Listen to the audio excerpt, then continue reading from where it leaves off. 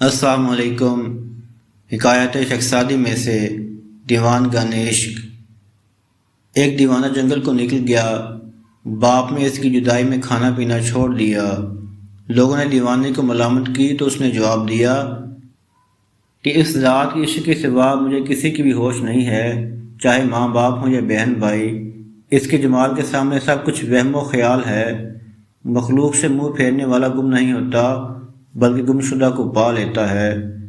ایسی مخلوق کو کوئی وحشی کہتا ہے، کوئی فرشتوں سے افضل بتاتا ہے۔ کبھی کونے میں بیٹھ کر گدڑی سی رہے ہیں، کبھی برسر محفل خرقہ جلا رہے ہیں۔ نہ ان کو اپنا خیال ہے نہ کسی کی پرواہ۔ نصیحت گر کی آواز سے کان بند کیے ہوئے ہیں۔ نہ بطخ دریا میں غرق ہو سکتی ہے، نہ آگ کا کیڑا آگ میں جل سکتا ہے۔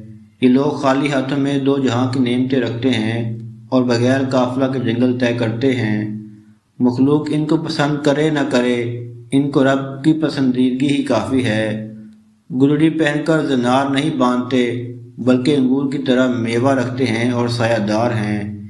سیب کی طرح جھکے ہوئے ہیں، دریا کی طرح جھاگ نہیں نکالتے۔ نہ بادشاہ ہر غلام کا خریدار ہے، نہ ہر گدڑی میں زندہ دل ہے۔ اگر بارش کا ہر قطرہ موتی ہو جاتا تو موتی کوڑیوں کی طرح بازار میں بے قیمت ہو جائے۔ مصنوعی ٹانگیں نہیں رکھتے کہ وہ پھسل جاتی ہیں، روح کے پروں کے ساتھ پرواز کرتے ہیں۔ الست کی مستی سور پھونکنے تک ان کو مست کیے ہوئے ہے۔ تلوار کے خوف سے مقصد سے دستبردار نہیں ہوتے، کیونکہ پرہیز اور عشق شیشے اور پتھر کا معاملہ ہے۔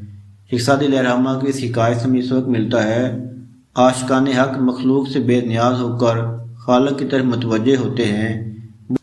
بلا خوف لوما لائم ظاہری حالت پریشان مگر باطن نور اللہ نور رکھتے ہیں۔ علامہ اقبال کہتے ہیں حق سرانے جہاں را باحکارت مگر تو چادانی دری گر سوارے باشد۔